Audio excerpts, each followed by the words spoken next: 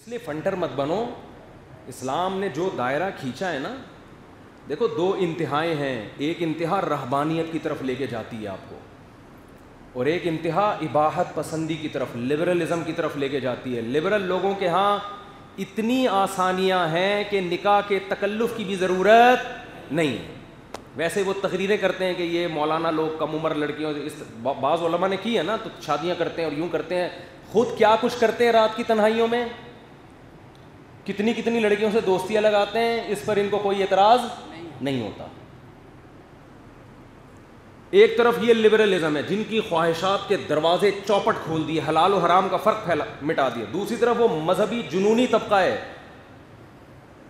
جو رہبانیت کی طرف لے کے جا رہا ہے آپ کو. رہبانیت جو عیسائیوں نے وضع کی تھی کہ نہیں بھائی بس اللہ اللہ کرنا ہے بیٹھ کے, گھر پالنا, بیویاں پالنا, بچے پیدا کرنا اور ان کے لیے کمانا, یہ نہیں ہے. ملک کو ایٹمی پاور بنانا, بس اللہ پہ توکل کرو, ملک کو ایٹم بم دینے کی ضرورت بولو نہیں. نماز سے سارے کام ہو جائیں گے. اگر نماز سے آپ کی ساری حفاظتیں ہوتی تو قرآن صحابہ کو یہ حکم دیتا سورہ نساء میں کہ نماز میں بھی اسلحہ نہ اتارو, اسلحہ پہن کے نماز پڑھو. وَدَّ الَّذِينَ كَفَرُوا لَوْ تَغْفُلُونَ عَنْ أَسْلِحَتِكُمْ وَأَمْتِعَتِكُمْ, کیونکہ کافر یہ چاہتا ہے کہ تم اسلحے سے اور جنگی سامان سے غافل ہو جاؤ اور تمہیں نماز کی حالت میں دیکھ کر اچانک حملہ کر دے تم پہ. ہے بھائی, بولتے کیوں نہیں؟ قرآن تو کہہ رہے نماز بھی ایسے غافل ہو کے نہیں پڑھو کہ بم پھٹے اور سارے لیٹے ہوئے ہیں. حفاظت کا نماز کے دوران انتظام ہونا چاہیے. لوگوں کو گارڈ پہ اعتراض ہوتا ہے.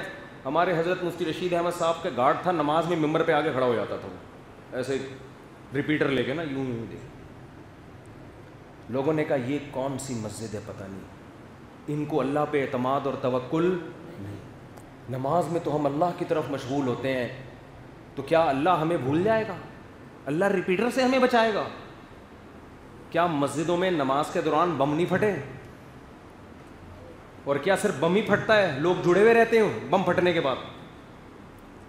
بھائی نماز کے دوران اللہ نے کرے بم پھٹا تو چونکہ نماز میں تھے اس لیے صرف بم پھٹے گا, نماز ہی نہیں پھٹیں گے. کبھی ایسا ہوا کہ چونکہ یہ نماز پڑھ رہے ہیں اللہ ان کو پھٹنے سے بچا لے گا؟ ابے کیا ہو گیا, کیوں سمجھ میں نہیں آ رہی بات؟ ابے تبے پہ آ جاتا ہوں میں باز. تو ان لاجیکل باتیں دینداروں کی ایک علامت بن چکی ہے. ایک دیندار ہیں, وہ بڑے نیک آدمی ہیں, اب تو مجھے نیک لگ کے لگ جاتا ہے یہ الٹی بات کرے گا آگے سے. پتہ چل رہا ہے نیک ہے, اس کا مطلب ابھی ہے بھیکو ہے. مجھے تو ویکسین پہ ہر وقت نا ملامتیں پڑتی رہتی ہیں, جیسے پتہ نہیں میں کوئی اللہ نہ کرے یہودیوں کا ایجنٹ ہوں جو آپ کو ویکسین لگانے کا میں نے ڈاکٹروں کے کہنے پہ مشورہ دے دیا. تو وہ کہنے لگی کیا ویکسین مفتی صاحب لگا کے رکھی ہوئی ہے, اور کیا لوگوں کو بتاؤ یہ یہودیوں کی کتنی بڑی سازش ہے. ایک صاحب بیٹھے ہوئے تھے, وہ دوسرے ملک سے آئے تھے, انہوں نے کہا یہودی سب سے زیادہ خود اس سے پریشان ہے ویکسین سے, جس کی سازش ہے نا. ان لاجیکل باتیں, نہ کوئی رپورٹ ہے نہ کوئی خبر ہے. ٹھیک ہے آپ نہ مانو نہ لگواؤ, لیکن چپ کر کے بیٹھے رہو, یہ اچھا نہیں ہے. جب آپ کا پوری تحقیق نہیں ہے, دجال کا ویکسین سے اللہ کی قسم کوئی تعلق نہیں ہے. دجال آئے گا اپنے ٹائم پہ آئے گا, جو کرنا ہے وہ کرے گا. ہر چیز جو آپ کی سمجھ میں نہیں آ رہی دجال کے کھاتے میں ڈالی جا رہی ہے. کہہ رہے یہ جو پاؤڈر کے دودھ ہے نا یہ دجالی سازش ہے. میں نے کہا یار میں بھی ڈبے اور پاؤڈر کے دودھ کا بالکل قائل نہیں ہوں, بھینسوں کے دودھ کا قائل ہوں. جو نکلتا ہے وہ مینڈک بھی اس میں جاتے ہیں, آپ کو شکر کرو یہ چھان کے دیتے ہیں. حقیقت بتا, گوالے جب دودھ دیتے ہیں نا تو بھینس اتنا نہیں دیتی جتنا گوالا دے رہا ہوتا ہے. یہ اللہ کا شکر ادا کرو کہ یہ چھان لیتے ہیں اس کو. اگر یہ بغیر چھانے دیں آپ یہ دودھ پینا چھوڑ دو. مکھی مچھر تو بہت ہلکی چیز ہے, مینڈک نکلتے ہیں اس میں سے, بہت ہلکی چیز ہے مکھی مچھر. مینڈک زیادہ ہو گئی لیکن دیکھ لینا. تو ہم بھی ڈبے کے دودھ کے قائل نہیں ہیں, لیکن دجالی سازش, دجال کا نیڈو سے کوئی تعلق نہیں ہے. دجال کو دجال رہنے دو. ہر نبی نے یہ حقیقت, لوگ کہتے ہیں دیکھو ہر نبی نے اپنے دجال سے ڈرایا نا اپنی قوم کو. میں نے کہا بالکل ٹھیک ہے, نبی صلی اللہ علیہ وسلم نے بھی دجال سے ڈرایا، بالکل ٹھیک ہے، دجال آئے گا، حضرت عیسیٰ قتل کریں گے، دجال جنت بھی دکھائے گا، جہنم بھی دکھائے گا، بالکل صحیح ہے، یہ باتیں صحیح حدیث سے ثابت ہیں. لیکن آپ کو جو چیز سمجھ میں نہ آئے وہ دجال بولو. جیسے آپ کو امریکہ سے اگر دشمنی ہے، دو بندے گلی میں لڑ رہے ہیں، یہ کس کی سازش ہے؟ امریکہ کی. بھائی امریکہ کی سازشیں ہم مانتے ہیں، آپ کے گھر میں جو لڑائی ہو رہی ہے اس کا امریکہ سے کوئی تعلق، ہر چیز امریکہ کے کھاتے میں مت ڈالو. اور روحانی عامل ڈالے گا ساس کے کھاتے میں کہ تمہاری ساس نے کروایا ہے، سوکن کے کھاتے میں ڈال دے گا کہ میاں بیوی کی لڑائی لڑوائی ہے، وہ روحانی عامل اسی کھاتے میں ڈالتا ہے، حالانکہ وہ ان کا اپنی غلطی ہے، لڑ رہے ہیں آپس میں. ان لاجیکل باتیں. تو دجال کے کھاتے میں نیسلے کا پانی دجال میں ڈالا ہوا تھا،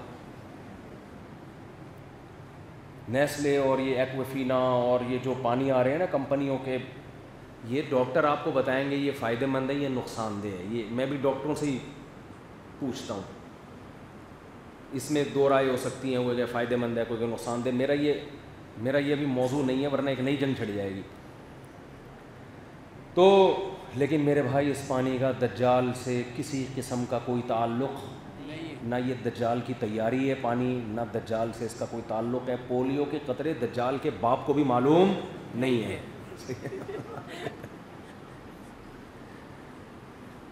دجال آئے گا نا، آپ بولو گے پولیو، کہے گا یار یہ تو مجھے پتہ ہی نہیں. جیسے معین اختر کہتے ہیں میرے ماموں نے جب پولیس بلوائی، مالک مکان نے جب پولیس بلوائی نا، ماموں کرایہ نہیں دے رہے تھے، وہ کہہ رہے تھے کم بخت پانی کیسا آ رہا ہے تو ایک لوٹا بھر کے دکھا دے نلکے سے.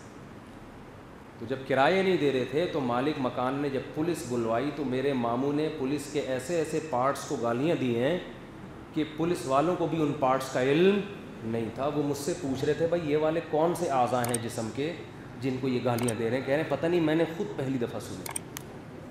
تو جیسے معین اختر کے ماموں نے پولیس والوں کے جن پارٹس کو گالیاں دی ان کا پولیس والوں کو بھی علم نہیں ہوتا. اور واقعی آج ایسے ایسے پارٹس کو گالیاں دی جا رہی ہیں جو آدمی میں ہے ہی نہیں.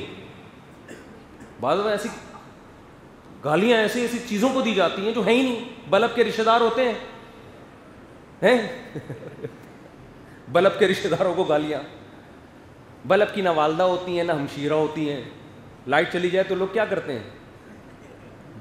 بلب کے رشتہ داروں کو گالیاں دیتے ہیں نا. کیا خیال ہے بھائی؟ تو بلب کے تو کوئی رشتہ دار نہیں ہوتا لیکن بلب کے رشتہ داروں کو گالیاں. تو خیر، تو دجال جب آئے گا تو ہم اس سے پوچھیں گے یہ پولیو کے قطرے پلانا آپ کی سازش تھی؟ یہ کرونا آپ نے نکالا؟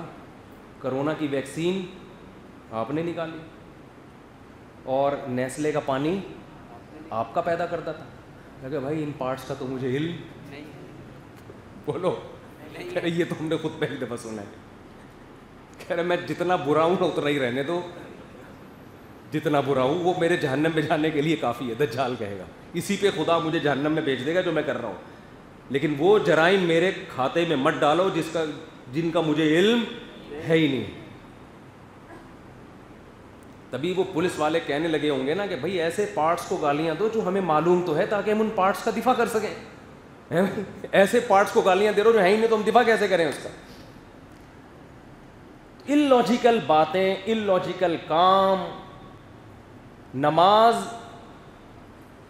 اللہ اور بندے کے تعلق کا ایک ذریعہ ہے. نماز برائیوں سے بچاتی ہے، نماز مصیبتوں سے بچاتی ہے، لیکن مصیبت سے بچنے کے اسباب پہلے اختیار کرنے پڑیں گے، پھر نماز کے ذریعے اللہ سے تعلق قائم کرنا پڑے گا. نبی صلی اللہ علیہ وسلم نے فرمایا نماز کی حالت میں سانپ نظر آئے سانپ کو مارو. سانپ کو مارنے کے لیے نماز توڑنی پڑے گی نا، چلنا پڑے گا. آپ نے تو یہ نہیں فرمایا چونکہ نماز میں مشغول ہو سانپ کیا اژدہا بھی نظر آ جائے اللہ پہ ایمان مضبوط رکھو، تم اس وقت اللہ سے رابطے میں ہو، تمہارا سانپ کچھ بھی نہیں بگاڑ سکتا. کیا ہو گیا بھائی؟ میدان جنگ میں نماز کا طریقہ بتایا گیا کہ اے نبی جب آپ میدان میں نماز قائم کریں جماعت سے تو سارے مجاہدین آپ کے پیچھے نہ کھڑے ہوں، آدھے فرنٹ لائن پر رہیں، آدھے ایک رکعت پڑھ کے واپس چلے جائیں. وہ اپنی ایک رکعت وہاں مکمل کریں. حالانکہ یہ چل پھر رہے ہیں نماز میں, لیکن جنگ کی ضرورت کی وجہ سے اس کی اجازت دے دی گئی کہ وہ ایک رکعت وہاں مکمل کریں, پھر وہ والا فریق یہاں آئے گا, ایک رکعت نبی کے ساتھ پڑھے گا, اگلی رکعت اپنی یہاں مکمل کرے گا, تاکہ سب کو ایک امام کے پیچھے, نبی کے پیچھے جماعت نصیب ہو جائے, لیکن میدان ہاتھ سے نہ جائے. اور اس دوران قرآن کہہ رہے اسلحہ اٹھا کے نماز پڑھنی ہے تم نے. سورہ نساء. کیوں؟ ود الذین کفروا, کافر یہ چاہتے ہیں, لو تغفلون عن اسلحتکم وامتعاتکم, کہ تم اسلحہ اور اپنے جنگی سامان سے غافل ہو جاؤ, پھر تم پر یمیلون علیکم میلۃ واحدہ, ایک ہی دفعہ میں حملہ کر کے ختم کر دیں. تو اسلام نماز کے ساتھ اسباب کا بھی حکم, بولو,